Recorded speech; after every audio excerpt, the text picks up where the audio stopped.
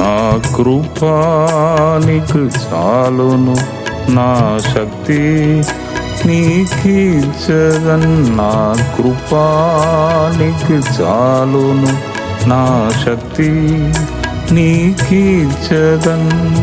Grace grace కృపా కృపా, grace grace కృపా కృపా, గ్రేస్ గ్రేస్ కృపా కృపా, గ్రేస్ గ్రేస్ కృపా కృపా.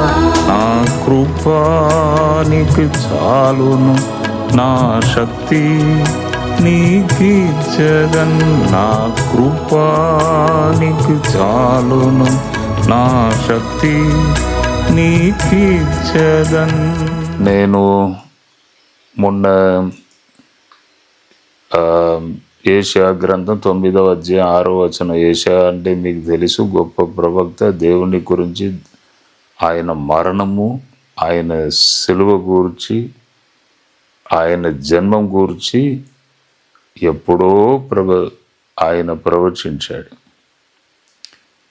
అంటే ప్రభు యొక్క జన్మం కంటే ముందు 600 years ముందే ఆయన ప్రవచించాడండి. గొప్ప ప్రవక్త. అంటే ఆయన మరణము గురించి కూడా ప్రవచించాడు. మన దుఃఖమును ఆయన తీసుకుంటాడు, మన పాపాలను ఆయన మీద వేసుకుంటాడని ఎప్పుడో ప్రవచించాడు. అంటే యేసు ఈ లోకానికి రావటానికి ప్రాముఖ్యమైన ఒక కారణం, ప్రవచన మాటలను నెరవేర్చుటకు వచ్చాడంట. ప్రవచన మాటలు యోసేపుతో దేవుడు స్వప్నమందు దేవుని యొక్క దూత కనబడి యోసేపుతో మాట్లాడినప్పుడు, ఇవన్నీ ఎందుకు జరుగుతున్నదంటే కన్యక గర్భవతి అయి కుమారుణ్ణి కనును అని ఒక ప్రవక్త చెప్పాడు. ఆ ప్రవక్త ప్రవచన మాటలను నెరవేర్చుటకు ఇవన్నీ జరుగుతున్నవి అని ఆ దూత చెప్పుచున్నాడు. అంటే ప్రవచన మాటకి ఎంత ప్రాముఖ్యత దేవుడు ఇస్తున్నాడు ఒకసారి ఆలోచించండి. తన సింహాసనమును వదిలి ఆయన ఒక దారిద్రుడుగా పశువుల పాకలు తగ్గించుకొని, దీన స్థితి లేదు, ఎంత తగ్గించుకోవాలని అంత తగ్గించుకొని జన్మించడం ఎందుకు అని ఒక పెద్ద ప్రశ్న మనకు వచ్చుచున్నది. కాబట్టి మనం ఒకసారి ఆలోచించాలి, అంత గొప్ప దేవుడు నరుడుగా ఈ లోకానికి రావడం అవసరమా? ఇలా తగ్గించుకోవడం అవసరమా? ప్రవచన మాటలను నెరవేర్చుటకు వచ్చాడంటే ప్రవచనమునకు ఎంత ప్రాముఖ్యత ఇస్తున్నాడు దేవుడు. నేను కూడా ఒక్కొక్కసారి ఇలా ప్రవచనము చెప్తూ ఉంటాను ప్రజలకు. దేవుడు నాకు ఇచ్చిన దర్శనము చూచుచున్న కనులు, దానియేలుకు ఆ గ్రేసును దేవుడు ఇచ్చాడు, దర్శనము చూచుచున్న కనులు. తర్వాత ఆ దర్శనం చూసి కొందరు నేను పిలుస్తూ ఉంటాను. అంటే ఈ సంవత్సరం నుంచి అది ఎక్కువ జరుగుతున్నది. ఎందుకు ఎక్కువ జరుగుతున్నది? ప్రభు రాక సమీపమైంది. ఇప్పుడు అందరినీ త్వరగా సిద్ధపరచాలంటే ఒక్కొక్కరిలో దేవుని మీద ఉన్న విశ్వాసమును తట్టి లేపాలి. అప్పుడే అది సాధ్యం, లేకపోతే చేయలేం. విశ్వాసమే లేకపోతే, విశ్వాసమును పాడు చేసిన అనేక మాటలు. అంటే విశ్వాసమును కట్టడం చాలా కష్టమే ఈ లాస్ట్ డేస్లో. అంటే ఏదో ఒక మాట టక్కుని ఉన్న విశ్వాసం అన్నిటినీ కూలగొడుతుంది. బైబిల్ గ్రంథంలో చూడండి, యేసుప్రభును కూడా చూడండి, విశ్వాసమును కూలగొట్టినట్టు ఎక్కడైనా మాట్లాడలేదు. బైబిల్ వాక్యం కూడా మనలను తిరిగి నిలబెట్టుటకే ధైర్యం ఇస్తుంది, కానీ కూలగొట్టుటకు కాదు, పడవేయుటకు కాదు.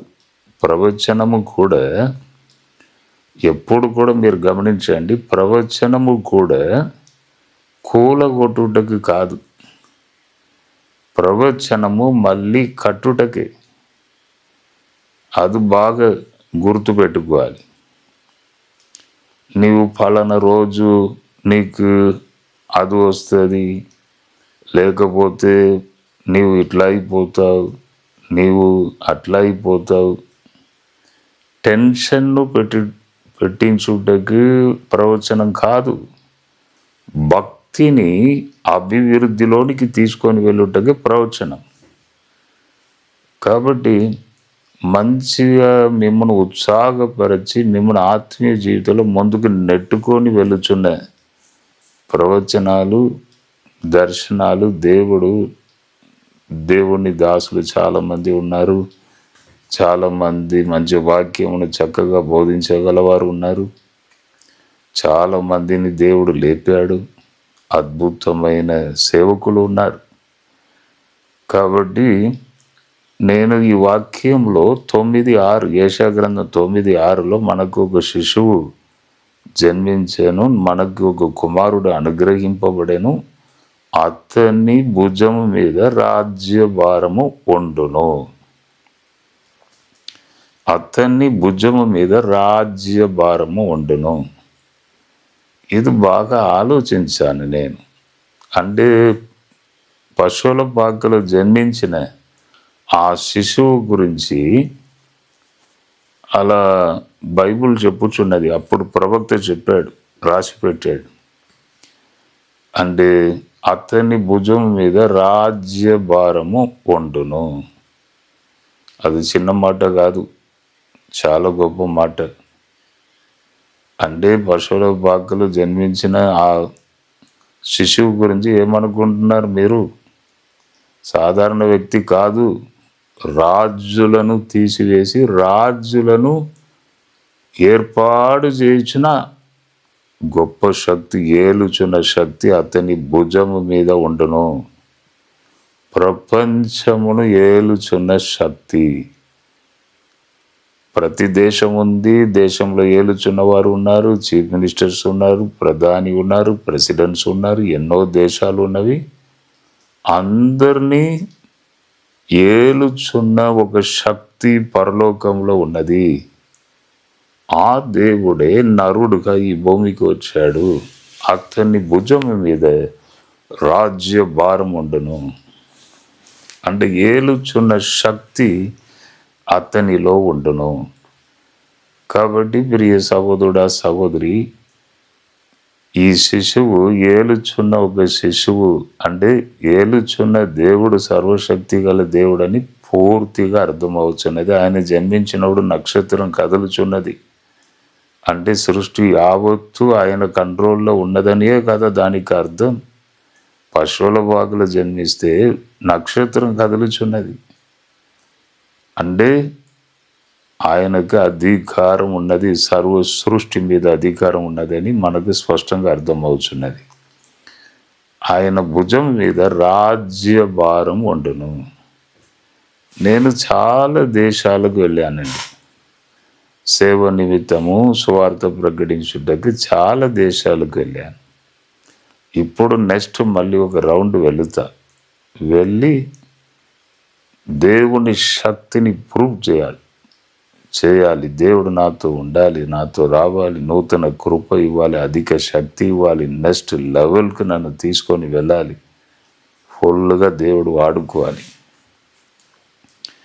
అప్పుడు ఆ దేశంలో ఉన్న కరెన్సీని చేంజ్ చేయుటకు తప్పకుండా అక్కడ కరెన్సీ మార్చే షాప్ ఉంటుంది ఎయిర్పోర్ట్లో. మీరు కూడా చూసి ఉంటారు చాలామంది. కరెన్సీ మార్చుకోవచ్చు. అక్కడ వెళితే ఒక పెద్ద బోర్డు ఉంటుందండి. ఆ బోర్డులో ప్రతి దేశము పేరు ఉంటుంది. ఆస్ట్రేలియా, అమెరికా, ఇరాన్, ఆస్ట్రేలియా, తర్వాత Israel, India, Pakistan, Singapore, Malaysia అని చాలా దేశాలు, అన్ని దేశాలు పేరు ఉంటుంది. దాన్ని కరెన్సీ వాల్యూ పక్కకు రాసి ఉంటుంది. కరెన్సీ వాల్యూ అంటే పైసాతో సగా ఉంటుందండి. అప్పుడు నాకు వెంటనే ఈ పశువుల పాక గుర్తుకొస్తుంది.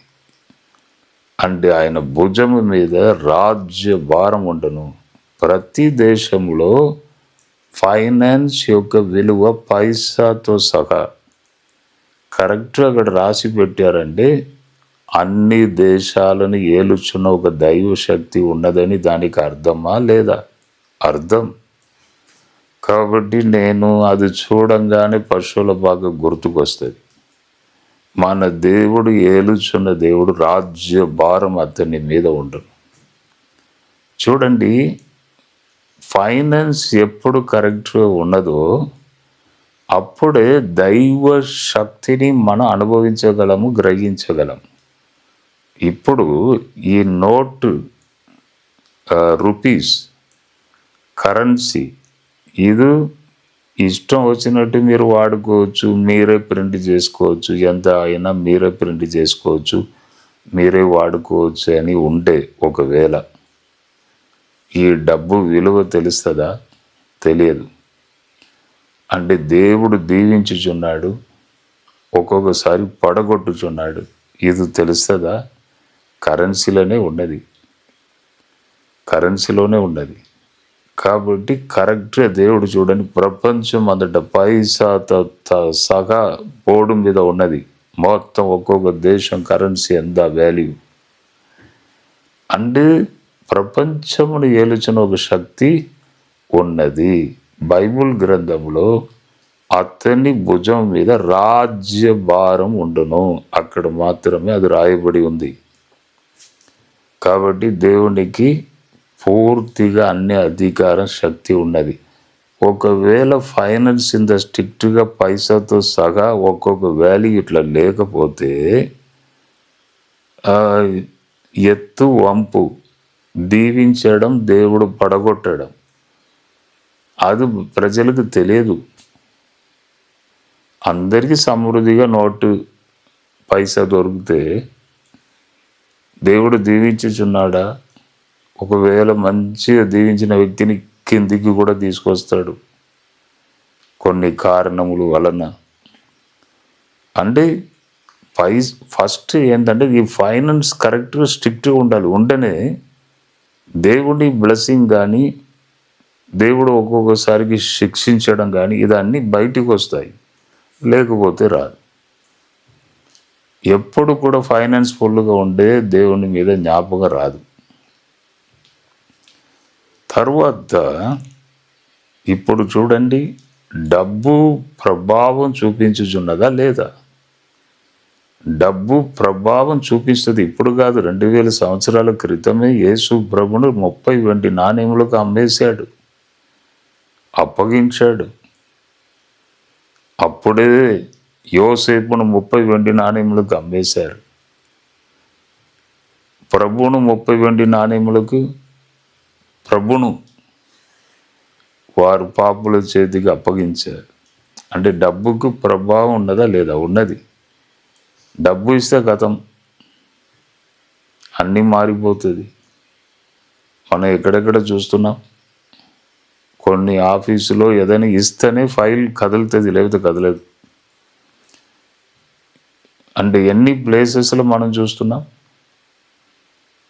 మన దేశంలో చాలా ఎక్కువ ఇది అలవాటు అయిపోయింది. కాబట్టి డబ్బు ప్రభావంను చూపిస్తుంది. డబ్బు ఇప్పుడు కాదు, యోసేపు కాలంలోనే అది స్టార్ట్ అయింది, యేసు ప్రభు కాలంలో స్టార్ట్ అయింది. డబ్బు ప్రభావం చూపించి యేసును పాపుల చేతికి అది అప్పగించినది డబ్బు. తర్వాత ఏం జరిగింది అది ఆలోచించాలి. అప్పగించిన వ్యక్తి అవుట్. తన్ను తానే చంపుకోవడం కంటే ఘోరమైన మరణం లేదు. అటువంటి శాపం ఇంకొకటి లేదు. తన్ను తానే చంపుకోవడం, ఆ శిక్ష అతనికి దొరికింది. అంటే దీని వలన మనకు ఏం అర్థమవుతున్నది? డబ్బు ప్రభావం వెంటనే చూపిస్తుంది, దేవుని తీర్పు కొద్దిగా ఆలస్యంగా వస్తుంది.